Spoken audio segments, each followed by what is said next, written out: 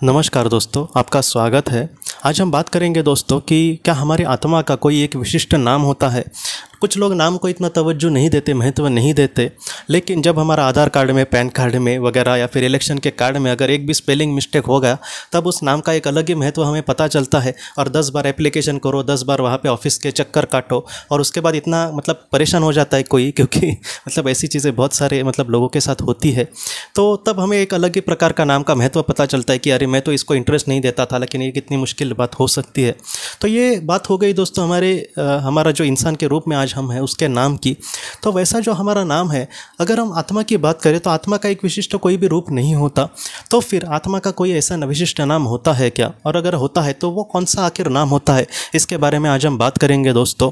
तो आत्मा की अगर हम बात करें दोस्तों, तो जो बड़ी आत्माएं होती है, अगर हम विस्पी और रतों की भी बात करें तो वो भी एकदम बड़ी लेवल की आत्माएं थे, क्योंकि वो 7वें लोक में बाद में चले गए थे।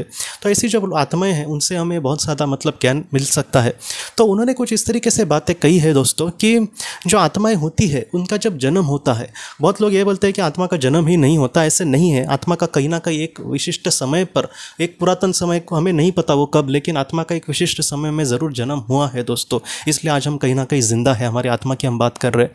तो आत्मा का जब जन्म होता है तब सर्वशक्तिमान ईश्वर के द्वारा उस आत्मा को एक विशिष्ट नाम दिया जाता है, और उस आत्मा को उस नाम के बारे में ज़्यादातर पता होता है, या फिर उसकी जो मार्गदर्शक आत्मा होगी उसको उसके आत्मा के नाम के बारे में पता होता है। मैं हूँ, आप हो, हम सबकी जो आत्मा है दोस्तों, उसका एक विशिष्ट नाम जब उसका जन्म होता है तब उसको एक विशिष्ट नाम दिया जाता है सर्वशक्तिमान ईश्वर के द्वारा, उस महाशक्ति के द्वारा। तो इस तरीके से आत्मा का एक विशिष्ट नाम होता है, लेकिन हमेशा वो उसी नाम से ज़िंदगी जी रही होती है कि आत्मलोक में। तो ये जवाब पूरी तरीके से ना है दोस्तों।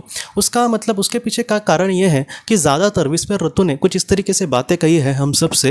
वो हमसे ये कहते हैं दोस्तों कि जब इंसान का जीवन जो है वो ख़त्म होने के बाद जब वो आत्मलोक में चला जाता है, तब बहुत बार उसको उसका जो जीवन का नाम है उसको आदत हो जाती है। जैसे मेरा नाम सिद्धेश है, तो मुझे इस नाम की आदत हो गई है, या फिर और किसी नाम से हमें कभी कभी हमारे करीबी लोग पुकारते हैं, या फिर और भी कुछ, ज़्यादातर जिस नाम का हमें आदत पड़ती है।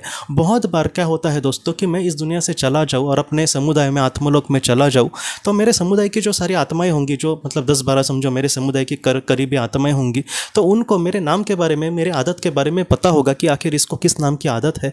और ज़्यादातर वो ये कहते हैं, विस्पी और रतु, वो ये कहते हैं दोस्तों कि वो हमें उसी नाम से ज़्यादातर पुकारते हैं।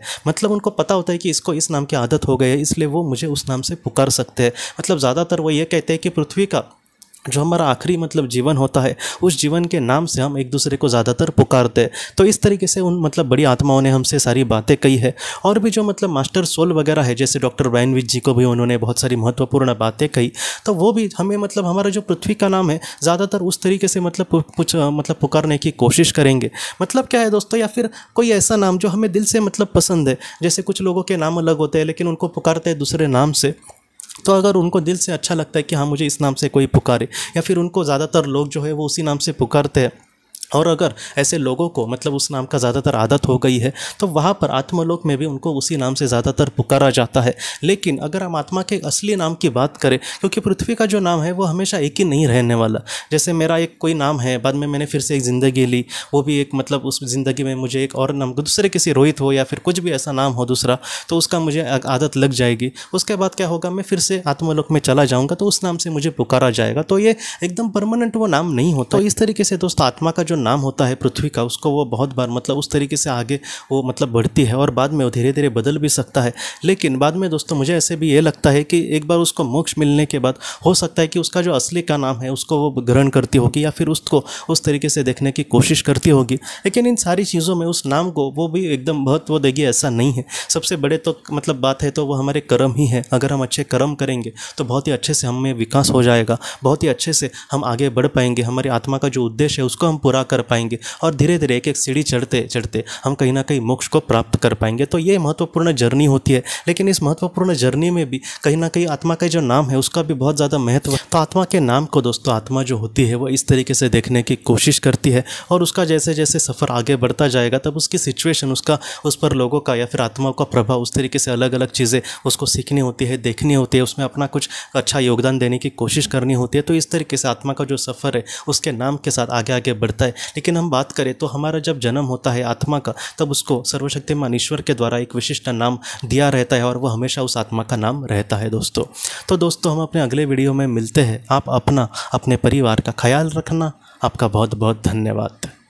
अगर आपने किसी अपने को खोया है और अगर आप किसी जेन्युइन भरोसेमंद थेरेपिस्ट की तलाश कर रहे जो आपके अपनों के संदेश आपको दे सके, तो आप इस नंबर पर व्हाट्सएप मैसेज कर सकते हैं। हम जितना हो सके आपको किसी अच्छे थेरेपिस्ट के बारे में बताने की कोशिश करेंगे जो आपको बहुत ही अच्छे से संदेश दे और आप अपने जीवन में आगे बढ़ पाए। आपका बहुत बहुत धन्यवाद।